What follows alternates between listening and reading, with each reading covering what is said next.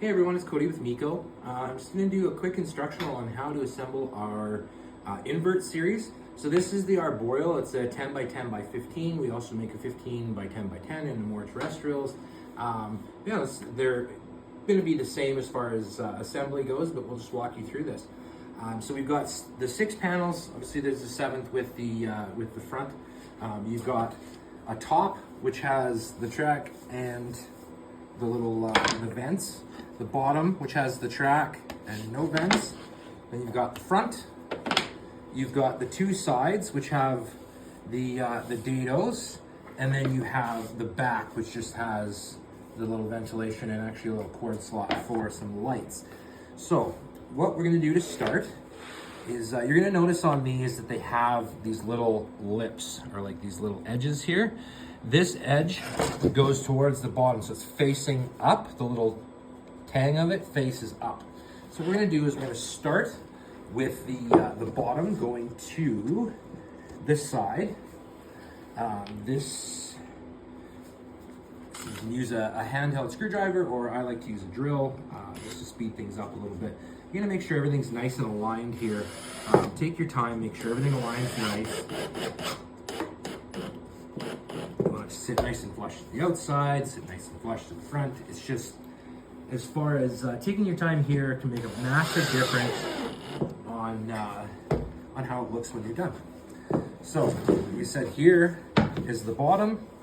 You're gonna see this is the one side. These go to the top, these vents, and then it's got the little groove, and this tang is pointing up. I'll explain that when we get the front out. So, same thing with the other side. You're gonna have 2 screws from the bottom.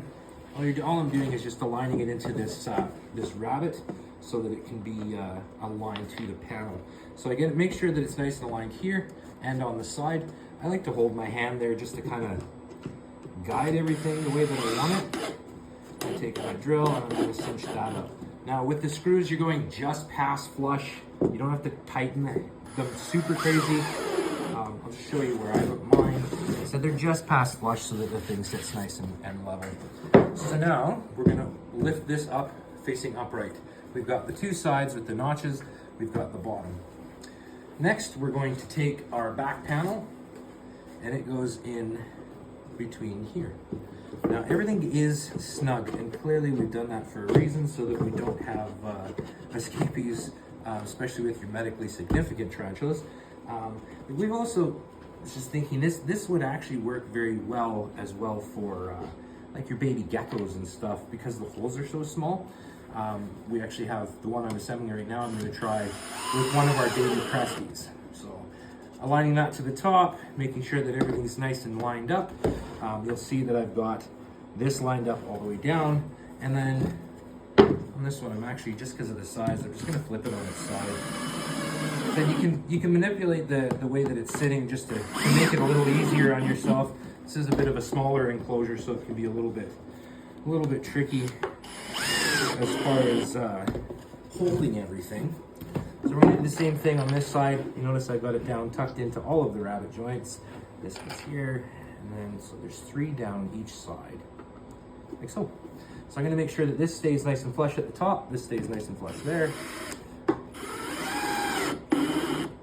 That stays. So that went exactly how I wanted. And actually, this one I'm going to flip it again because that made it a lot easier. So yeah, same thing. I'm just watching to make sure that's flush there.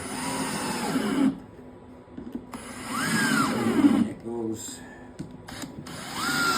This is a very snug enclosure because we don't want anything getting out. So now we've got our front panel. You'll notice that the substrate guard is bigger than the top part. So you're actually going to take this, you're going to slide it down into this groove, slide it all the way down, give it a tap. You'll notice that when it is all the way down into that lower groove, it's flush at the top.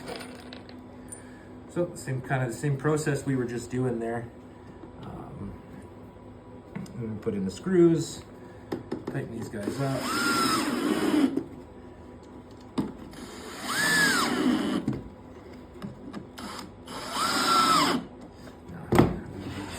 This side, while making sure that this stays nice and flush. The front panel, we've actually left about a 1/2 mil extra so that the front panel slides in and out for you fairly easily, so you're not struggling with that.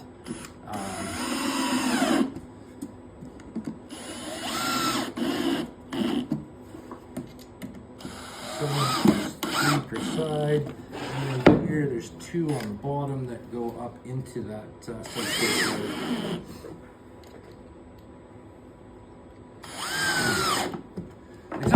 So that's the key there. Now, if you are installing lights, if you're putting in LEDs, here's where the gap is for your cord.